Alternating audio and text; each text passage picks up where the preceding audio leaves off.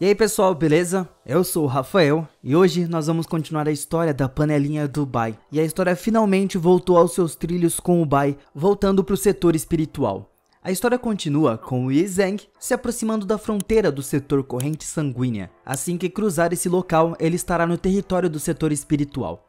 O Bai elogia a si mesmo por tudo que ele passou, mas do nada ele é atacado e quando olha para quem estava o atacando, os caras falam que tem uma guerra se aproximando. Qualquer um que tentar atravessar a fronteira é um espião. Eles o atacam e o Yi Zheng reconhece uma estranha árvore cantando enquanto o atacam. Infelizmente ele fala que eles são os primeiros a quererem o atacar desde que ele saiu e corta a árvore ao meio. O Bai sente a essência do casco de tartaruga se formando ali, mas nessa hora o ancião do clã deles pede pro Yi Zheng parar, porque a árvore é um tesouro único do seu clã e é necessário para manter uma tarefa importante pro setor. Se ela for destruída, então o clã seria punido severamente. Ele mostra respeito a um mestre de sangue e o ancião pede desculpas enquanto exclama que não é porque eles cometeram um erro grave que eles deveriam ser punidos dessa forma. A árvore estava servindo como um defensor e pensou que ele fosse um inimigo. O Yi Zheng estava curioso porque a árvore é muito única e o clã Lucian tinha uma árvore igualzinha. O ancião explica que nem todos concordam com o clã Lucian desertando o lado deles. No entanto, o patriarca Canian insistiu e seu clã foi forçado a oferecer uma semente da árvore como um presente. O Yi Zheng aceita essa resposta assim que ele percebe que a relíquia da eternidade estava respondendo a algo e ele sai de lá. Quando ele tá sozinho, o Bai pensa em como se ele não tivesse partido tão rapidamente, provavelmente eles poderiam ter detectado a flutuação da energia espiritual da relíquia.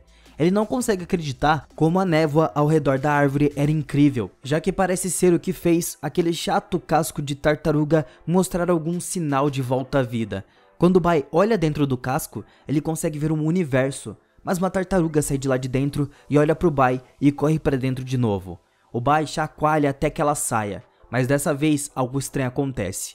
A energia espiritual explode dela e faz o Bai ver o mar cristalizado espiritual, mostrando sinais de expansão. O Bai estimula o mar espiritual e chocantemente descobre que a energia da tartaruga é melhor do que cultivar por um mês inteiro. O Bai finalmente percebe que a tartaruga é realmente um tesouro, porque cultivar com ela permitiria que ele alcance o dobro dos resultados, com metade do esforço. De volta no setor de fluxo espiritual, o Yuan explica que ele colocou parte da aura do Bai em um pingente de detectação de energia espiritual para ser capaz de detectar a sua localização. No entanto, por algum motivo, não muito tempo depois que ele deixou o setor, ele perdeu o efeito. Então, tudo que o Yuan pode fazer é pedir que os ancestrais no céu cuidem dele. Então o pingente começa a reagir e nós vemos que é porque o Yi Zheng alcançou a entrada do setor de fluxo espiritual. Ele se pergunta se eles ficarão bravos por ele ter ido embora por tanto tempo e testa algumas maneiras diferentes de cumprimentar seus amigos. O Yi Zheng pergunta por que ele estava mais nervoso agora do que quando ele entrou no setor de corrente sanguínea. E lembra que ele não pode retornar ao setor espiritual sem remover a sua máscara e disfarce primeiro. Então, pela primeira vez em mais de 5 anos, o ancião do setor de fluxo espiritual retorna. Então o pingente do Zen racha e ele percebe que isso significa um mau presságio. O Bai caminha e fica feliz em ver seus esforços para colocar uma cerca naquela época que não foram em vão, porque salvou o equilíbrio ecológico do setor de fluxo espiritual. No entanto, as galinhas lá dentro ainda se lembram dele como um ladrão de galinhas e que comia elas. Enquanto ele continua andando, ele dá alguns conselhos para os discípulos mais jovens no caminho medicinal e eles perguntam quem que é esse cara. Passando pelos 10 monumentos, o Bai pensa em como ele não pretendia criar uma lenda de uma maneira tão descuidada quanto ele criou do seu alter ego de Pequena Tartaruga, porque parece ter colocado uma pressão enorme nos jovens discípulos. Então, ele os encoraja afirmando que podem definitivamente superar a Pequena Tartaruga algum dia. O Bai continua caminhando pelo setor de fluxo espiritual, com todas as pessoas se perguntando quem é essa pessoa misteriosa que anda tão confiante pelo setor. O homem que adora espalhar boatos distribuiu retratos colecionáveis do lendário ancião Bai. Ele chega sozinho para assiná-los e ele faz questão de dizer às crianças para valorizar esse momento. Mas o garoto não tem ideia de quem ele é e chora porque seu retrato foi arruinado por um estranho. O Bai fala com o setor espiritual como um todo e proclama que seu estabelecimento de fundação Heavenly do setor medicinal e seu honrado discípulo vivo Bai voltou. Todos no setor escutam, mas isso não é bem recebido. Os discípulos gritam que não deve haver justiça no céu porque os psicopatas refinador de Elixir voltou. O Bai chegou ao mercado para cumprimentar os seus companheiros, mas descobre que ele foi abandonado. A realidade começa a se estabelecer. Mesmo embora tantos anos tenham se passado, ainda não pode apagar a tristeza nos seus corações. O Bai sente que ainda pode escutar as risadas do passado e descobre que é porque as pessoas da cidade correm de volta para ver o lendário Bai. Ele fica feliz em ver todos tão felizes e é levado por um velho amigo. É a Mai, que já cresceu. Agora ela pergunta se ele vai embora de novo, mas ele garante que não vai. A Mai fala que ele sumiu por muito tempo e gostaria de escutar todas as suas histórias da sua jornada. O Bai fala algumas e ela fica imediatamente preocupada com ele. Mas o Bai explica que não tem nada com que se preocupar, porque quando alguém como ele balança sua espada, cultivadores de qualquer reino se ajoelham e juram lealdade a ele. Com um olhar, incontáveis indivíduos têm medo dele. O nível crescente dos patriarcas o elogiam e até querem o adotar como seu filho. A Mai aponta que em uma jornada tão longa, ele certamente deve ter conhecido uma garota de quem gostava, mas o Bai tenta explicar que é uma longa história.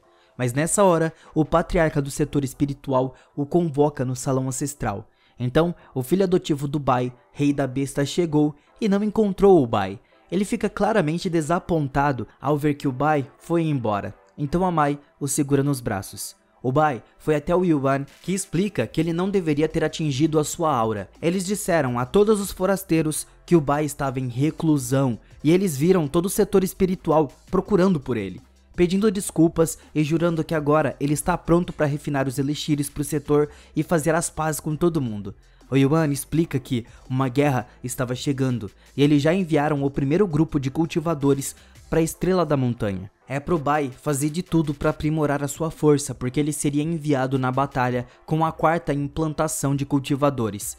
O Yuan tem mais um pedido pro Bai, e isso é matar um dos setores da corrente sanguínea, um dos mestres de sangue, chamado Yi Zheng. O Bai fica meio bugado com isso porque o Yi Zheng é seu alter ego, mas ele se recompõe e explica dramaticamente como ele escutou histórias sobre esse Yi Zheng. Ele diz que ouviu que ele é brutalmente perturbado e cometerá qualquer crime imaginável. O Bai expressa sua empolgação por finalmente ter a oportunidade de executar uma pessoa horrível e o Yuan fica chocado ao escutar o quanto o Bai sabe sobre ele. O Yuan estava confiante de que ele pode realizar essa tarefa e afirma que, se puder, será aberta uma exceção para ele se qualificar para o Legacy. O Yuan explica que normalmente seria necessário um núcleo de ouro em um dos ciclos de 60 anos para se qualificar para esse ranking, e essa é a razão pela qual o Mestre Li gasta tanto tempo no cultivo de portas fechadas, se lembrando de como ele ainda não viu o Li. O Yuan afirma como a posição do Legacy é transcendente. Eles se dirigem para fora, onde as nuvens da tribulação aparecem. O Yuan explica que esse é um sinal de condensação ancestral, e o Li atingiu o ponto crítico, onde ele terá um futuro promissor ou seu cultivo entrará em colapso. Algum tempo depois, é anunciado que o chefe da montanha Li tem dentro de si ciclos de 260 anos que alcançarão o núcleo de ouro, e agora receberão o posto de escalão do legado Li. E ele é parabenizado por todos e surpreso quando seu jovem discípulo Bai retorna já crescido para se curvar diante dele. O Li aponta o quão alto ele ficou e fica surpreso ao ver o Bai com um cultivo de terceiro nível de cristalização do mar espiritual. Mas ele pensa consigo mesmo como isso não será o suficiente. O Li é informado sobre o status da guerra e como seu primeiro lote de cultivadores já foi implantado.